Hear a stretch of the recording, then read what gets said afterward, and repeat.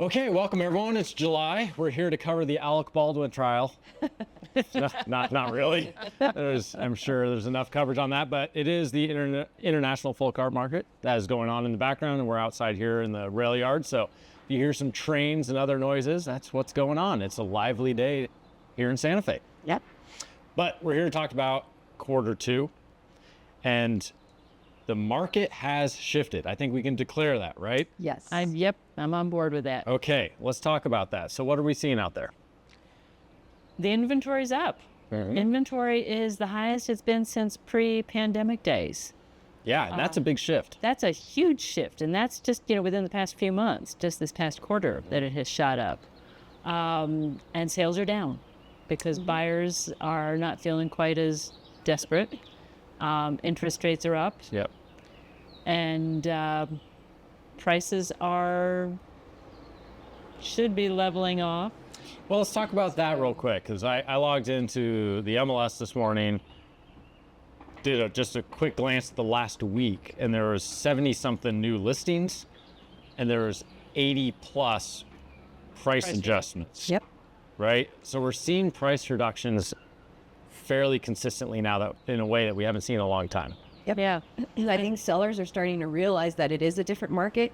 For a while they've been hanging on to that top dollar price, but buyers they can't manage that anymore. And I think they're starting to finally come in alignment, the two of them, and starting to give a little bit on transactions. Yeah. Or at least you hope. Because we talked about terminations last time, and David's not here; he's traveling right now. But last time he was talking about the friction that buyers and sellers experience anytime there's a market shift. And so are we seeing that as well? Oh, yeah. I mean, you look back at May, June, we saw a ton of terminations. And I think, I feel like a broken record because I was saying that in our previous video is that terminations were on the rise. But, part of that is with interest rates going above 7% in May, I think it kind of scared people a little bit. Yeah. You start thinking about, do I really want to double or potentially triple my mortgage to get into a bigger place or something of the sort? And I think sellers are, if they're not feeling it, they're due for a reality check. This is where the market's going. It's not a bad thing. We're getting back to the pre-COVID, what we thought of as normal back then. Yep. Getting back to a healthier market. Yeah, balance is good. It may not feel that way if you're a seller expecting top dollar and a quick transaction, but for buyers who've been on the back foot now for years, I mean, we've talked for years now, right? They've been on the back foot. It feels like they're finally getting a little bit more leverage, and that's a necessary adjustment I think we can all agree on in the market. Yeah, I think buyers are feeling a little bit of a pinch because of the interest rates. Yeah. Yep. The cost of everything, let's be honest. Okay, Yeah. The inflation's a little bit down. The Fed is thinking they might drop the interest rates. Yeah. We'll see. But yeah, buyers are still. Well, I just mean insurance or repairs or anything like that. Oh, The cost of all that has gone up enough that I think it's giving people serious pause. Yeah. Yeah. So there's some pullback right now, and so just word of caution if you're a seller, is if you're trying to be aggressive with your pricing, it may not happen, and it may be painful getting to where the market value really currently is, because buyers don't have a lot of options in terms of what they can afford. Yeah. And I think what sellers also want to be cautious about is starting too high. Yeah. And then having to drop the price so that they're lingering on the market. Yeah. They want to be careful about that. Yeah. Yeah, testing the market was a strategy that worked fairly well a year ago. Really pushing that price, but now it really could be a disadvantage. Yeah. Typically when listings drop in price, sometimes multiple times, you end up getting a lower amount than if you had priced it correctly. So yeah, and that's a tough lesson for people to learn sometimes. Yeah. But what's nice for buyers is that because there's inventory, they're asking for a little bit more from the sellers on their inspections, whether it be repairs, things like that. If the seller's not willing to help them out, they're walking away. Yeah. Because they have other options finally. Yeah.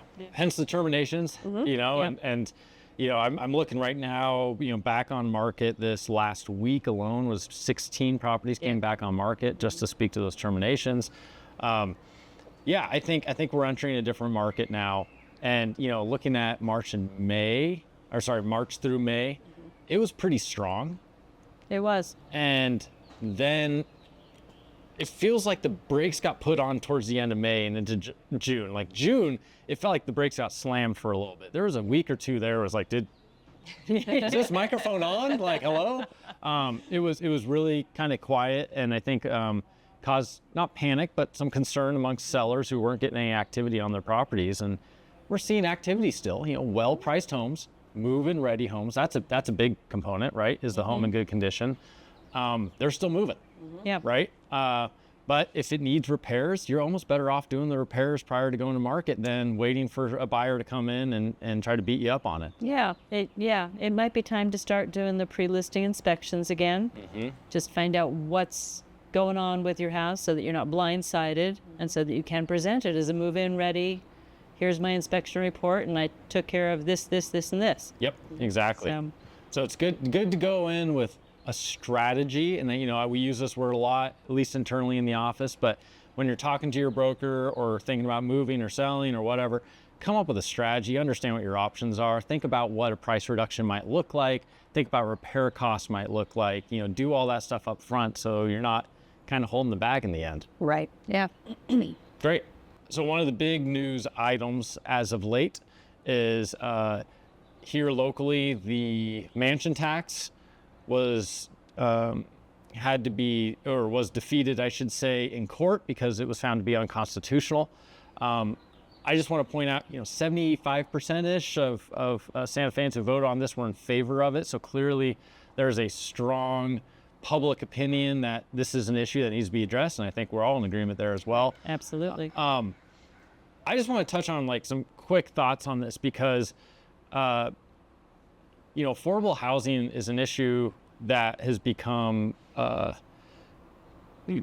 politically divisive in some ways, but is a nationwide issue. It's not just local here. And I think one of the reasons why it feels so stark here is because, New Mexico historically has fairly endemic poverty levels. And so the gap with the new housing is very challenging. Yep. Right. It affects all of us.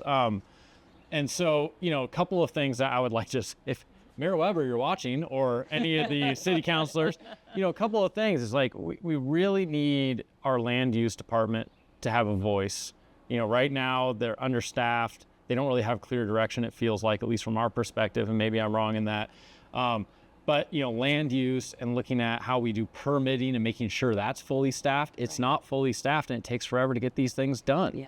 And so just the roadblocks on that. But we also have to understand that we lost a ton of builders and development opportunities in the last 10 years, and we haven't really incentivized reasons for them to come back to Santa Fe.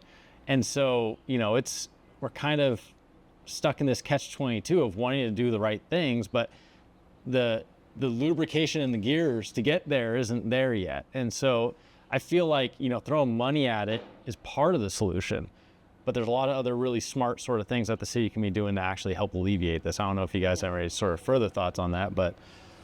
No, I'm with you. I think figuring out how to manage and allocate that money specifically is going to be important. And I say that without knowing what the city's specific plans were when they proposed this tax. But that is clearly going to be an important issue. Mm-hmm. Yeah.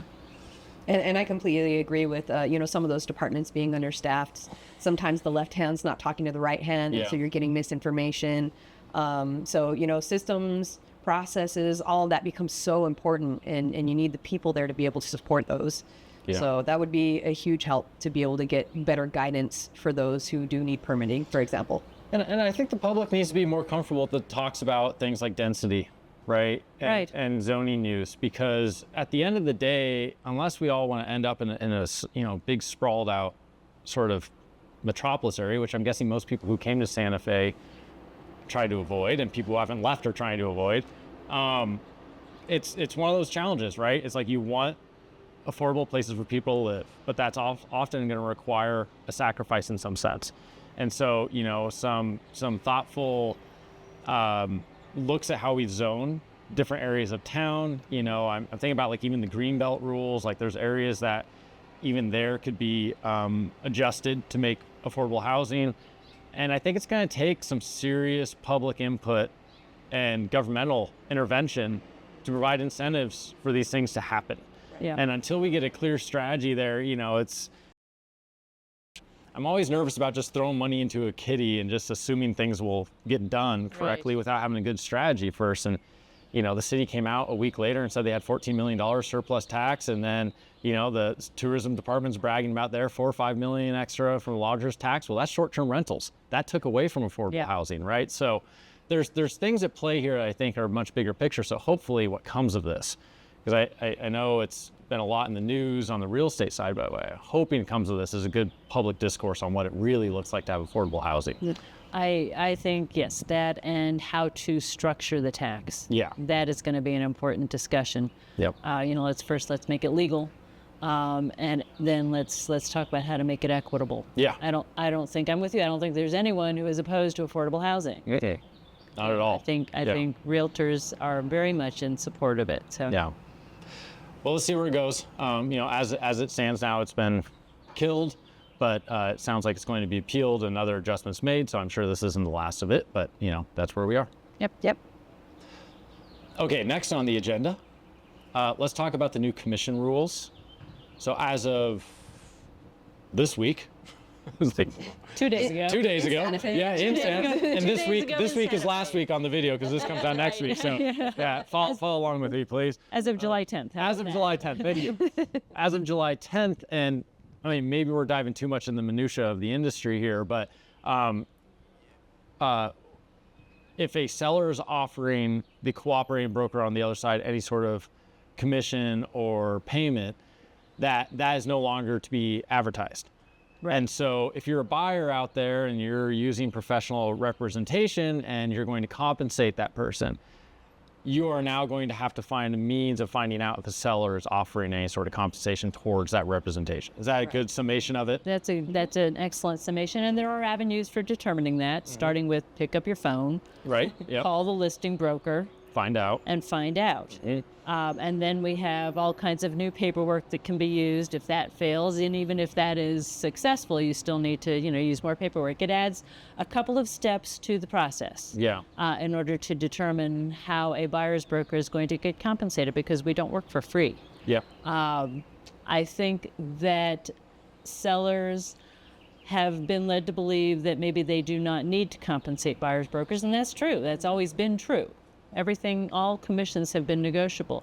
But I think sellers want to be careful about that because buyers will not, as of today, are not able to get loans that will cover that compensation. Right. Yeah. And so it's going to be cash out of pocket to buyers in addition to loan fees and down payment costs. And that is going to limit a buyer's purchasing power. Mm-hmm. Yeah, I think the unfortunate side here is, the DOJ was trying to make it more transparent, and somehow it's not. But also to try to make it more approachable and affordable for home buyers. And I feel like this kind of did the opposite again. And so, yeah, I mean, it's early to tell, but it looks like that's the direction that it's heading. Yeah. When you think of all the expenses the buyer already has, you throw on potentially paying a commission with that. Yeah. They're already struggling to get into, $500,000, $600,000, $700,000 homes because of those interest rates. Yeah. So it's just an additional expense for the buyer, which means if the seller can, it might open up their buyer pool by offering some sort of compensation to that cooperating broker. Yeah. But your point is well taken. It's become a lot less transparent. It's become a little more convoluted, determining how the professionals are going to be compensated. There is one piece of this, though. I know that the transparency piece is missing in a sense, but I do feel like this is going to force real estate brokers to really explain the process. Yes. And make sure that both sellers and buyers understand how commissions work, what their options are. Because before it seems, there was, some normal kind of behavior, I guess you could call it, But now both buyers and sellers are going to have this explained to them. Mm-hmm. So they understand what their options are, that, maybe the seller doesn't want to pay a commission to the cooperating broker, and they don't have to. Or maybe they just want to do a smaller portion. There's all these different options. And for people. honestly, maybe this is an incentive then, right? So now this becomes another part of either incentivizing a buyer pool or perhaps a negotiation on the buyer side. There's a lot of interesting ways this can play out. It's brought this, what has always been a negotiable aspect of the transaction, has brought it right to the forefront. Yeah. Another aspect, another requirement of the DOJ regulations is that all buyers, when working with representation, all realtors, when representing a buyer, must have a signed buyer-broker agreement. Yeah, let's clear this up real fast. Just, because we speak a lot of lingo and lexicon here that maybe people aren't familiar with. So in the past, it wasn't uncommon to, let's say you're inquiring, you've been talking to a broker for a couple of months, you're looking for a home, you want to go look at it, and that was it. And really, you didn't sign anything until you were making an offer. Right. Well, that's legally now changing. Right. Right. So now. Yeah. This is a federal requirement, will be a federal requirement as of August 17th. Yeah. Buyers and their brokers will be required to sign a buyer-broker agreement if that buyer wants representation. A buyer does not have to have representation. A buyer can work fully unrepresented if he wants to. But that is going to open the discussion right up front. Yeah. As soon as a buyer contacts a broker wanting to see a few properties, says, yes, I want representation, there's going to be a document that will need to be executed, which will include a discussion of how the broker is compensated. And the buyer will agree to a certain method of compensation and an amount. Right. So not honestly very dissimilar to like a retainer that you might do in other professions. That could be like one, maybe in legal or accounting or something. Yeah. Yeah, similar. it could be a retainer, it could be an hourly fee, it could be a per property showing, or it could be a percentage of the purchase price. Right. Okay. So. Yeah, so if you're a buyer entering the market and you're being asked to sign something, well, it's good to have a conversation with your broker about what you're signing, because this is now a new requirement. It's not like someone's trying to trap you in anything. It's just this is now part of the process that we all have to get used to and explain and understand. And transparency is good. It's just sometimes the learning curve in it is painful. Yeah. But this is, I think this is one of the most positive aspects of the DOJ settlement is this requirement. Yep. Yeah. Because it gets us all talking about how the relationship works right up front. Yep. Agreed. Okay. So we're in a shifting market. We have new forms, new contractual obligations, different requirements. All this stuff is happening in the background. If I'm a seller, what do I need to know?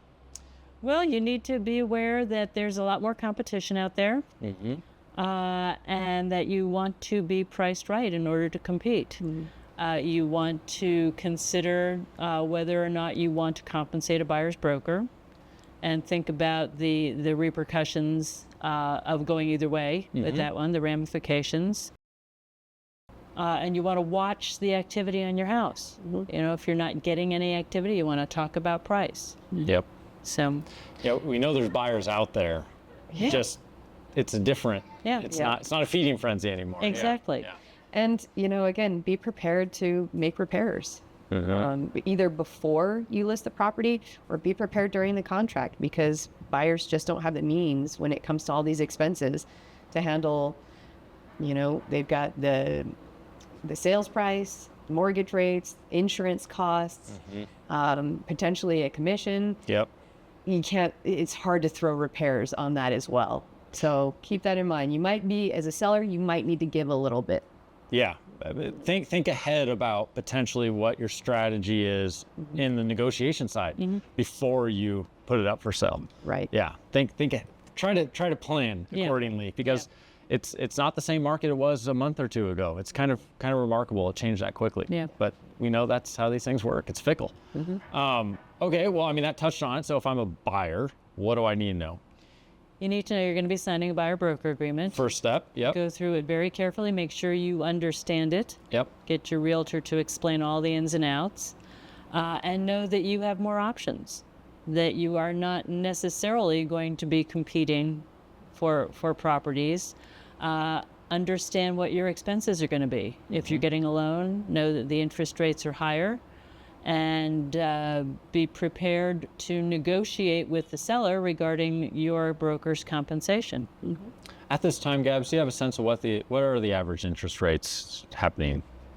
Right now, it's been teetering between 6.5 and 7 for a while now. So I anticipate that's probably where it's going to stay. So like really, really good credit and potentially like some minor point buy down or something like that. Yeah. You're in the high sixes, somewhere in there. Yeah. Probably for like first time home buyer, probably looking at north of 7. Mm-hmm. Yeah. Probably. Yeah. So that's some tough sledding potentially. Yeah. Yeah. Yeah. Well, let's not talk about sledding because it's the middle of summer here and it's been raining nonstop, which we aren't ever going to complain about. Here in We Santa love the Fe. rain. Yeah. But, as it's summer, we're already kicking in all the events down here in the rail yard. So we got a concert. The day that this video comes out, we're going to be sponsoring a concert down here in the rail yard. So we're excited about that. Continue to bring people down here to this part of town. And then we have another organization that we're asking donations for in August. Yes. So we are sponsoring Reading Quest. That is an incredible local organization. They help even over the summer. This is a year-round program, but they help the youth of Santa Fe with developing better reading and writing skills. Mm-hmm. And so they need tons of supplies, whether it's school supplies, new books, lightly used books. They need toys, they need puzzles, all kinds of different things. So for the entire month of August, we're going to be taking donations at our office. Yep. So you can just bring stuff on by and we'll make sure that it all goes to Reading Quest. And of course, if you'd like to volunteer for them, they're always looking for volunteers as well. And I will say, we went out there to do some filming, and honestly, it was one of the coolest things. It was incredible. It's one of those organizations. It's like, I've lived here how long, and I've never heard of this, and now that I see, it's like, oh my God, it brought a tear to my eye. It was fantastic. They're just doing incredible things. Yeah. It's so such a beautiful. strongly encourage, bring stuff down to our office, make a donation. And if you're interested in that sort of work, again, they're always taking volunteers. Mm-hmm. It's a great organization. Great organization to get behind. Yep. So for the whole month of August, come by, say hi. Yeah. Maybe grab Bring some beer, books. grab beer over at Knuckles afterwards, or see a concert. I don't know. Everything's happening down here in the rail yard. So, thank you, everyone. We'll see you Q3. Yep.